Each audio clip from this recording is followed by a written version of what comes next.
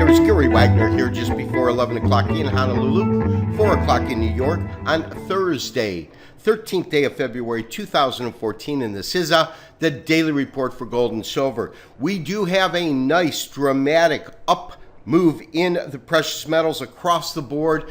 Gold breaking through $1,300 today, trading up to its high, which is $1303.90. You can see current print on the screen, roughly $1301, low $1285.60, and as I said, the high $1303.90, call it $1304. Silver finally waking up from its slumber. As we look at the current print, it is a 2049, puts it up about 28 cents, the low 2006, the high 2063. More importantly, we've identified a couple of bands in which this marketplace, silver, has just kind of traded in between. You can see these series of highs, and then we had this 2040. That was, we were pegging resistance still at about 2058. But this breakout here has been sizable, and it's been almost a $0.50 move in silver. More on that at the end of the show. Traders, just to give you an idea of this dramatic ascent that we have seen lately, this is the second part of the double bottom that we identified. First double bottom, of course, came about a half a year prior. That was when the market ran up to 1435 and then fell down to 1181. Market makes a couple of plays and then lo and behold comes back down here middle of December last year. From that point on, here's the 31st of December, so this is the end of the year. End of the year ends at a pretty dramatic low, just below 1200. But we can honestly say that at this point, we have seen this market move over $100 to the upside, and we've seen that happen dramatically in terms of a time parameter in just about a month. Now, if we convert this as we have to the Japanese average, we can take a look to see how strong this trend is. And what we're seeing when we look at this and realize this is a very short-term study, we'll start to look at some of our longer-term studies. We have that classic doji. This is at around 1288, right in here.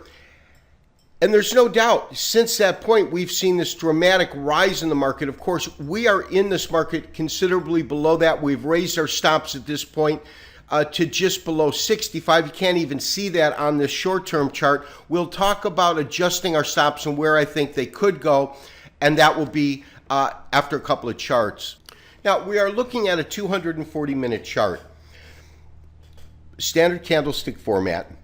We can see these last series of tops. This was at around 1295, and we absolutely had a little bit of resistance there. Market is clearly broken through that point. We've also identified a level of resistance right at around 1302. I'm going to show that to you in a couple of ways, and that's the current point that we're at. And the question is, what kind of energy does it need to break through there, and whether or not we believe that it will. In terms of major support levels, really it's this top right here, which is just below 1280, or just around 1280, I should say. And you might want to consider placing your stops from 1265 to below this point. I will probably send out some sort of special trade alert. I just want to see how this market's going to finish up today and exactly what we can be looking at. But as I said, to be safe, if you do want to trail your stop, you want to move them below these series of tops here. 1270, 1269 might be an appropriate place. But as I said, we already have our stop. Right now, we have moved our stops up to about 65. So we're just right in that area right now. Now, I've switched over to a half-a-day chart, standard candlestick format, and I really have identified a couple of different levels of former resistance now has become support, I believe, and that's this at 1280. That's the 38% retracement. And I believe that our next real level, we had a 1302 point and then 1309. And if you recall from yesterday's show, what I said is we'll probably see a band of resistance between 1302 and 1309. Market is just trading just below 1302, but I'm looking at resistance, our next level of resistance we need to cross being right here. Now, when I look at resistance, resistance becomes support. And so that as a market moves up a channel, and it typically does that in a stair-step manner. One of the characteristics that we identified in the marketplace is that we had these price spikes, shallow retracement.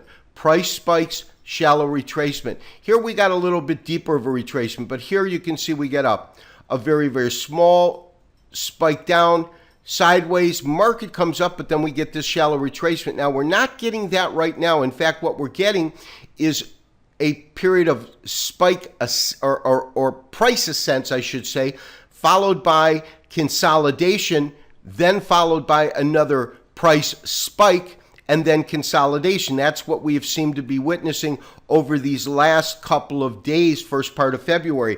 That to me is a good thing, because I'd much rather see a market spend time consolidating, building a base before moving higher, because as I said yesterday, parabolic up typically means parabolic down. But let me show you an interesting chart, and this is the one where we have the Andrews pitchfork.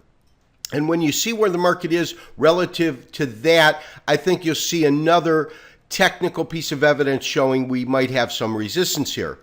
And this is that daily chart that I have been speaking about, the channel lines that we've drawn in. Now, we can clearly see, let's go ahead and blow this up just a little bit. We can clearly see on this channel line that as the market came down, we absolutely hit this bottom. It broke through a whole series of channel lines, came down, rested on the 61% retracement, and that right there is going to be support in these channel lines. But you can see, again, it's starting to break through, almost parabolic rise, and it's almost up to this 23%.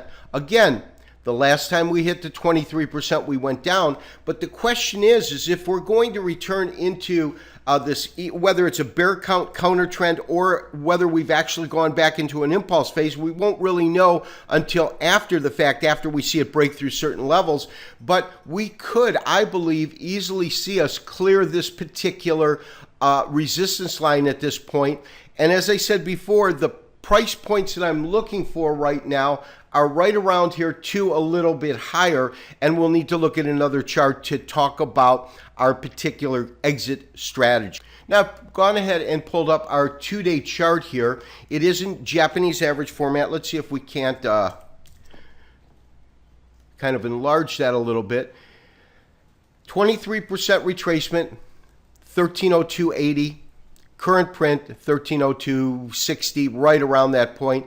There is absolutely no doubt that we are currently really butt up against this particular resistance line. Now, that doesn't mean that it's going to hit this line and back off.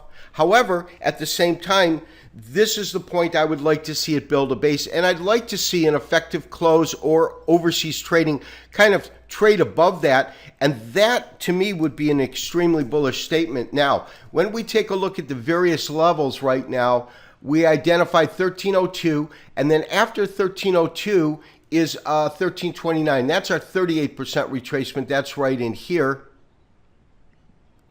And so, although we're butt up against 1302, I wouldn't be surprised to see a little bit of backfill and then go and hit this 1329.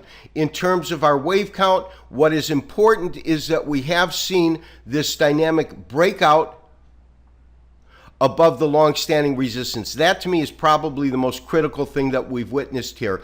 That tends to really lend technical evidence to the idea that we're having a fifth wave truncation, a bear market truncation as it's called, identified by Prechter, but that seems to be a very logical model to follow at this point.